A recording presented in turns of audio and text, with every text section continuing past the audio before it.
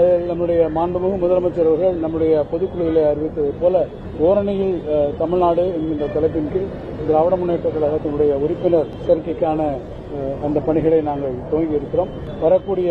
ஜூலை மாதம் 1ஆம் தேதி மாண்புமிகு முதலமைச்சர் அவர்கள் இது குறித்து பத்திரிகையாளர்களை சந்தித்து முறைப்படி இந்த உறுப்பினர் சேர்க்கை அவர்கள் துவங்க இருக்கிறார்கள். அடுத்த நாள் எல்லா இடங்களிலும் இருக்கும் மாவட்டங்களில் இருக்கக்கூடிய அனைத்து இடங்களிலும் ஆங்காங்கே இருக்கக்கூடிய மாவட்ட கழக செயலாளர்கள், சட்டமன்ற உறுப்பினர்கள், நாடாளுமன்ற உறுப்பினர்கள்,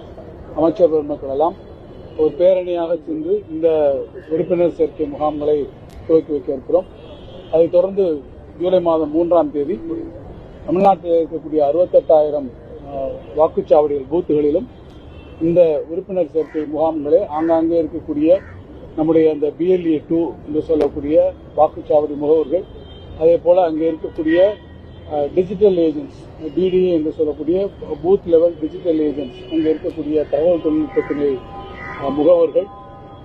மற்ற அணிகளாக இருக்கக்கூடிய இளைஞர் அணி, மகளிர் அணி போன்றிருக்கக்கூடிய அணிகளுடைய நிர்வாகிகள், கிளைக்கழகத்தினுடைய நிர்வாகிகள் என்று ஒவ்வொரு பூத்தில் இருக்கக்கூடிய வீடுகளுக்கும் நேரடியாக சென்று ஒவ்வொரு வீட்டிலும் ஒரு 10 நிமிடம் ஒவ்வொரு உட்கார்ந்து தமிழ்நாட்டில் இருக்கக்கூடிய ஏறத்தாழ 2 கோடி வீடுகளுக்கும் அனைத்து வீடுகளும் கட்சி வித்தியாசம் இல்லாமல் எல்லா வீடுகளுக்கும் சென்று அங்கே இருக்கக்கூடிய வாக்காளர் பெருமக்களில் 30% பேரை நம்முடைய கழகத்தில் இணைக்கக்கூடிய வகையிலே நாம் இருந்திருக்கிறோம். ஏறத்தாழ அந்த 2 கோடி வீடுகளிலே நம்முடைய கழகத்தினுடைய இருக்கக்கூடிய உறுப்பினர்களாக சேர்ப்பதற்கு முன்வரக்கூடியவர்கள் 1 கோடி வீடுகளில் இருக்கக்கூடியவர்களை நம்முடைய கழக உறுப்பினராக சேர்க்க வேண்டும் என்கின்ற எண்ணிக்கை இருக்கிறது.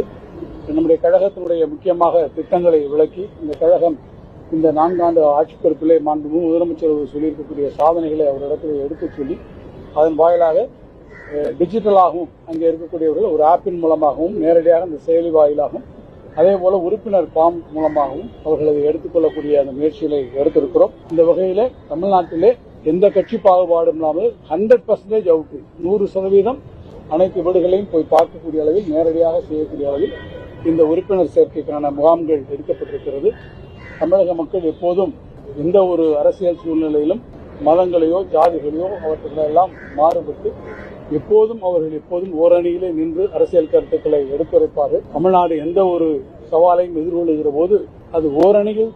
திரண்டு நிற்பதுதான் தமிழ்நாட்டிற்கான இயற்கையான ஒரு கூறு என்பதை மனதில் வைத்து இந்த திட்டத்திற்கும் உறுப்பினர் சேர்க்கை முகாம்கள் நடத்தக்கூடிய இந்த திட்டத்திற்கும் ஓரணியில் தமிழ்நாடு என்கின்ற வகையிலே அது சிறப்பாக செயல்படுத்தப்பட்டிருக்கிறது. முதலமைச்சர் அவர்கள் 1ஆம் தேதி பத்திரிகையாளர்களை சந்தித்து அதை துவங்கி